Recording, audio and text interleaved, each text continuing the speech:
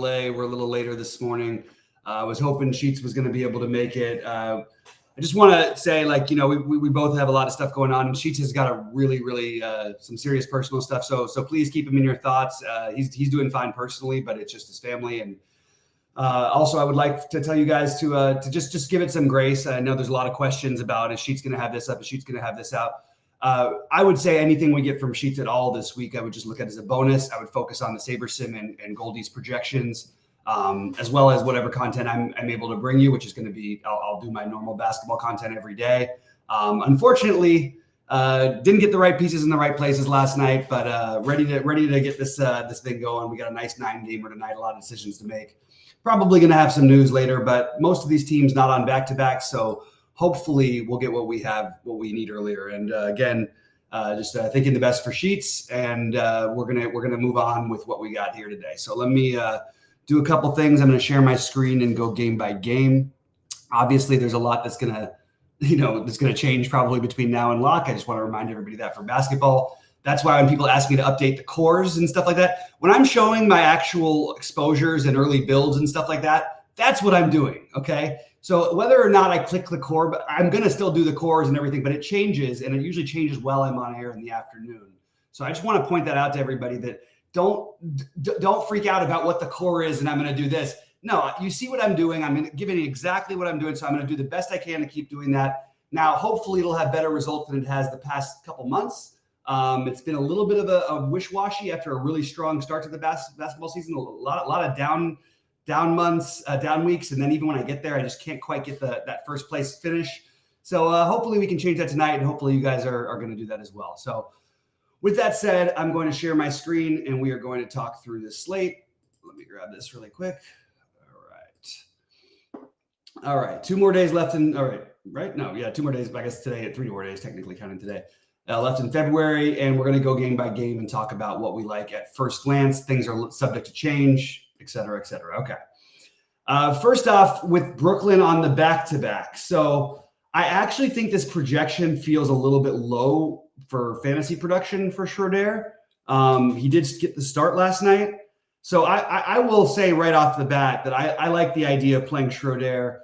And I don't mind the idea of Lonnie Walker. I don't feel like it's an automatic thing that you just want to do, but I think Schroeder or Walker is the way I'm looking at this so far. Everybody else I have sort of as meh. I don't know what to do. We have no Ben Simmons, no Cam Thomas, so I feel like we should be able to do more, but I'm still iffy. It's a tough matchup against Orlando. They're probably going to get killed, to be honest with you. But again, Cam Johnson. So you're definitely going to have some Brooklyn attention from me. I just don't know exactly what it's going to be after the Schroeder and Walker as of right now. But those would be the 2 main ones. And I think you can play them together, but I would probably choose to play one because it's a big slate. And on the Orlando side, and real quick, thanks a lot, Project Mayhem, and hey K9, Project Mayhem, very very kind of you. Appreciate that. Appreciate all the kind words from K9 and from everybody lately. It's been a bit of a rough one, but we're going to do everything we can to be, look, this is a great escape for us too. I want to just point that out. Like this, it's a nice escape. And also I really love our little community. I love the people in our Discord. I love everybody who's a member of our site. So I really, really appreciate being able to take a break from sometimes the brutal stuff in reality and really talk some fantasy with you guys. So anyway, moving over to Orlando, pretty healthy. You got the Q tag on Banchero. My guess is that he plays as of right now. We'll figure that out before lock, obviously. I think Wendell Carter Jr. is in a strong enough position where we can definitely consider him. So I have Wendell Carter Jr. as a potential, but I don't think it's some sort of a lock play whereas I feel like you want to play one of Schroeder and Walker. I'm going to put the tag on Schroeder for now. But I do think that, you don't need anybody from Orlando at this moment. Take shots on Cole Anthony. I just think there's better places to go right now. Moving over to Dallas, Cleveland. We're going to talk about the Dallas side of things. So you have an interesting situation because I kind of like, I don't know if you guys remember this, but Kyrie once upon a time did play for the Cavaliers. And I think that this is an interesting spot to maybe take a shot on him at 8,700. I know the projections don't like it. I know the matchup is tough. But I can sort of I'll keep him on the list. Let's put it that way for now. I think that that's very reasonable to play a little bit of Kyrie. I'm not getting to Luka, but again, I still feel like Luka 12K. I just think he should be 13,000 at least. I really do. I think 12K is just too cheap, but I'm not getting to him in a tough matchup. Maybe I'll reconsider that one a little later, depending on what value opens up. But those are the two that stood out.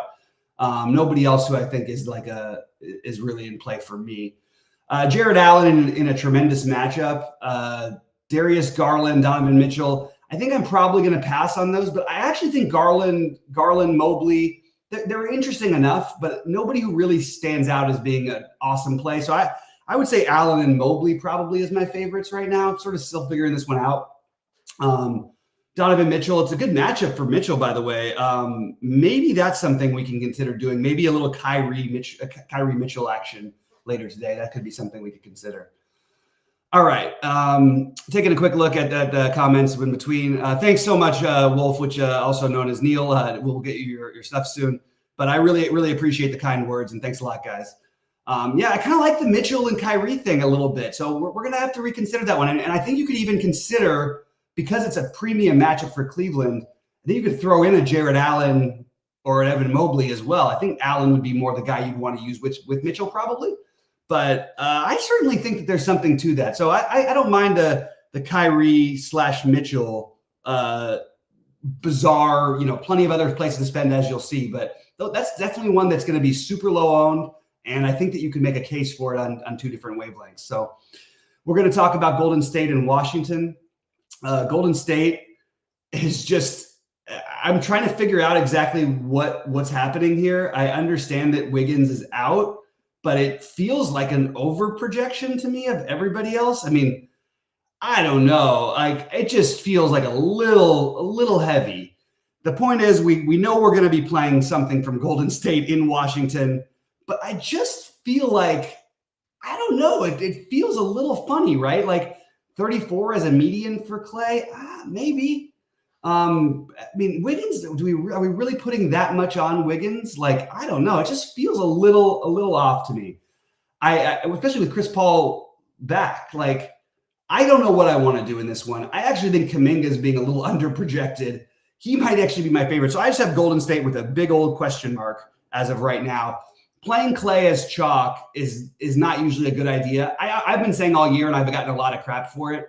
Hey, play Klay Thompson in these, when his price got low enough and he's coming off the bench and all this stuff, and he's less than 1% owned, play him. He can always hit 10 threes in a game. It's totally possible. But there's no reason to be playing him, I don't think, as heavy chalk.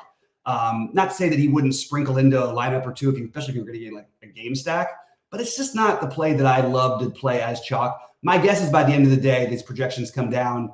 The ownership comes down a little bit. You see Saberson projecting 31%. Goldie must have done his projections before Wiggins was announced out. So ignore Goldie's projections for the morning right now, because I don't think Wiggins was, or just for the Golden State side anyway. And then we have to decide Gary Payton, as we pointed out earlier today in Discord. Kobe pointed out Gary Payton as a revenge. I'm okay with Payton as a minimum cost for sure. Like, he's probably the piece that makes the most sense to me.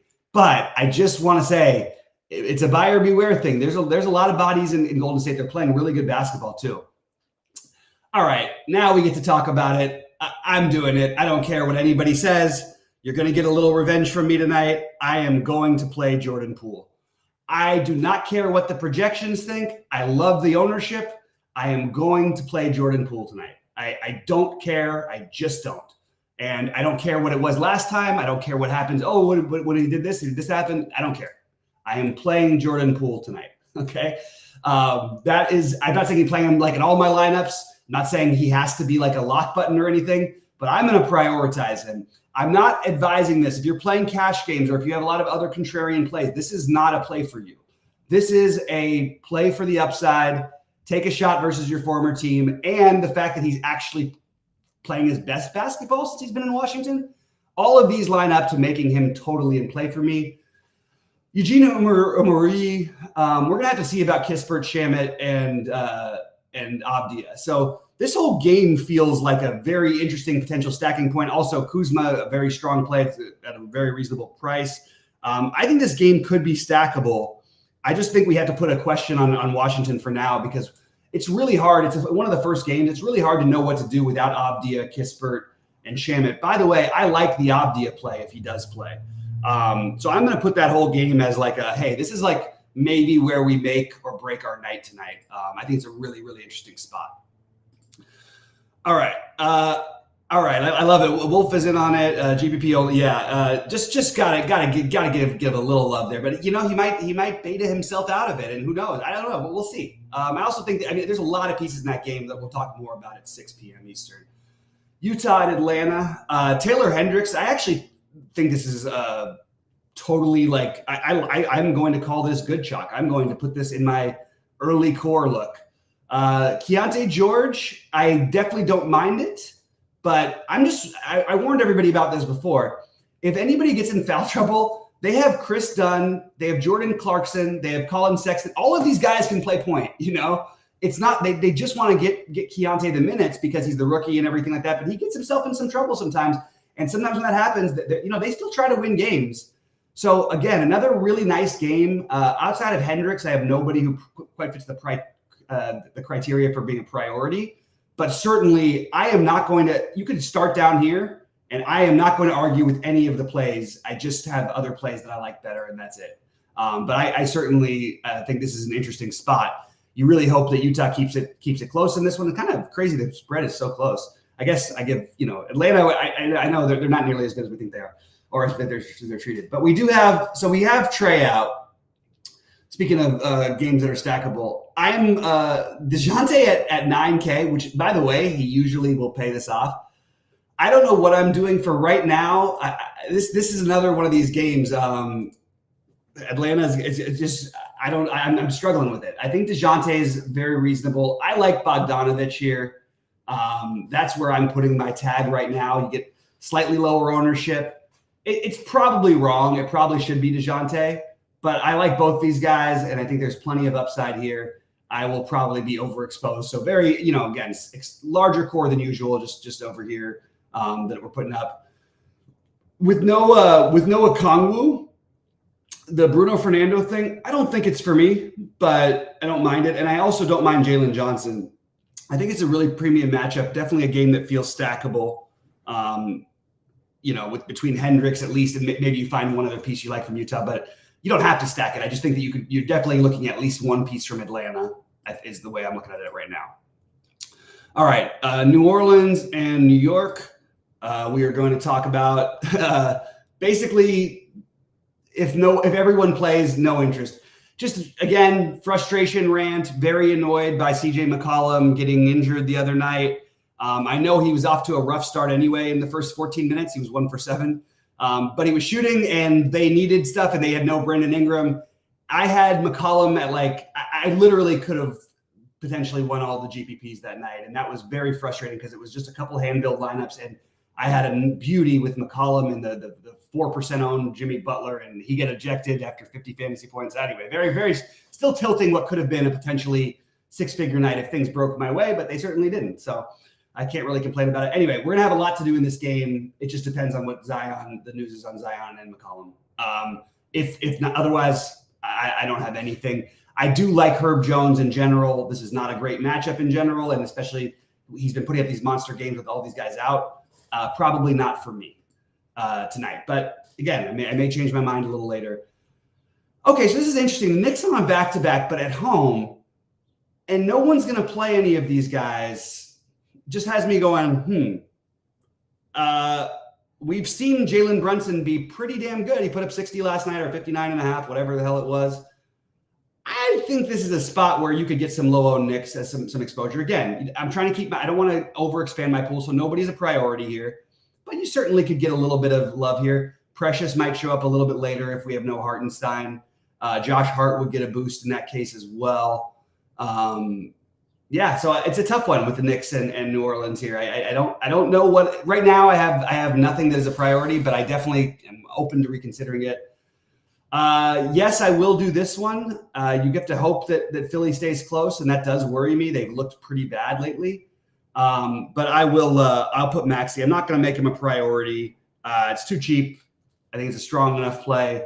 I do have Maxey as a guy who I'm going to have plenty of exposure to, because if they are close in this game, it's going to be a monster performance from Maxey. Unfortunately, he's going to have to deal with Drew Holiday and Derek White. That's no fun. Yeah, I don't really have a whole lot on Boston that stands out. If I wanted to run back with Maxey, I guess Porzingis would be my favorite. No issue with Tatum or Brown. No issue with Derek White. No issue with anybody, but just probably not for me today. Charlotte, Milwaukee. Let's see what we got here. Oh, Grant Williams is still very cheap, and I'm going to go – I'm worried about the game, but one thing is Charlotte's played really well. Probably should be pointed out. Grant Williams is definitely like a little bit interesting to me, as is Miles Bridges, as is Brandon Miller, to be honest, but I just don't have enough to where I can prioritize any of them. And by the way, Milwaukee, I think they're the second worst team in the NBA against the spread this season. We gotta start. I'm gonna stop treating them like they're gonna blow everybody out, because they just don't. They look like a wreck. Their offense is disgusting. Like literally I haven't seen a team run worse offense with this much talent. And I mean just between Giannis and Lillard.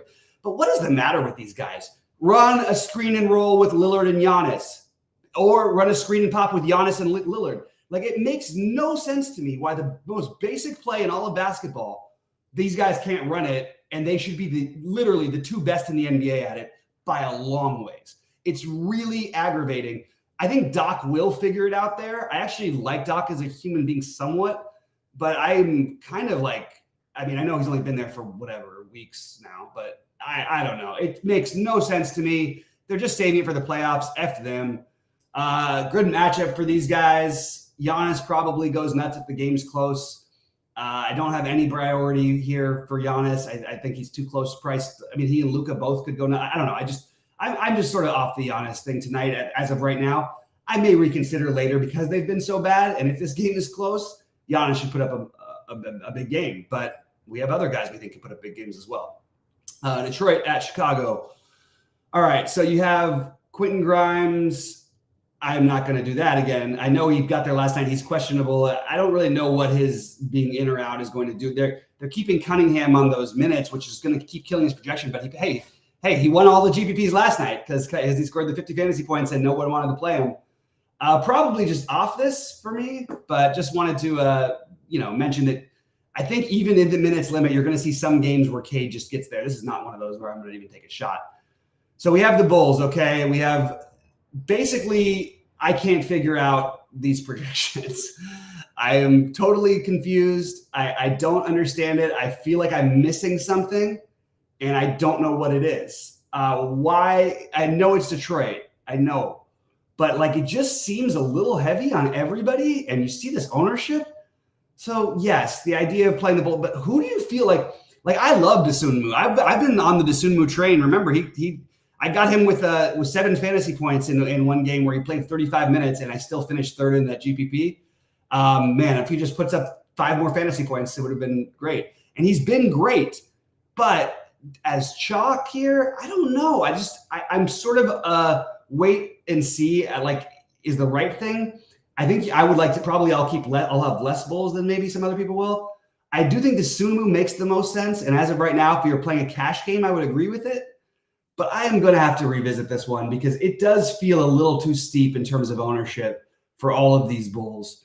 That's it. I don't really know what else to say. There is the potential blowout angle where, also the Bull, you can beat them up front. Maybe you can consider Andre Drummond.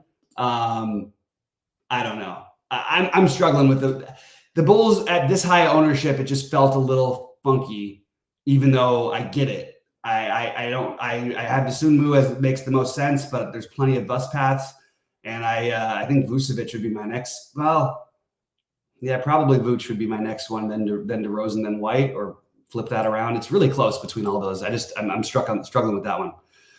All right, then we get to the. Okay, what are we gonna do with Wemby? Look, I'm tempted to play him just every single time, and I've been saying this since he was whatever. I said he's going to be 9K or at no time. I think he should be more expensive than he is. You look at his game log, and he's put up 49.5, 73.5, 62.75, 52, and 78 in his last 5. Along with his minutes getting increased, he's had, his block numbers have just gone out of control. It's not a great matchup. It is against his boy Gobert. For those of you who don't know, the French connection between these two. So I am just going to take I mentioned this last time they played. He put up 52 last time they played. I don't think any of these guys can do anything with him, really. So I'm not really worried about the matchup. It's just the price based on the slate. So I'm going to probably force in a Wemby lineup or two. But again, it fits into the Donovan Mitchell, Kyrie Irving mold, where they're just like the get different spend ups that I think I might embrace a little bit tonight.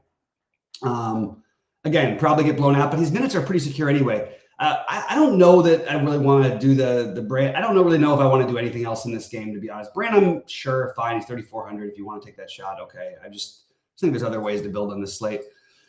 Minnesota can't quite get to anything. I feel like there could be a sneaky Towns game here. Gobert being questionable is kind of interesting. I don't really, I don't know. I'm going to assume that he plays as of right now, but I think Towns is like probably the piece that's the most interesting. Again, fits into the Wemby, Kyrie, Mitchell sort of category.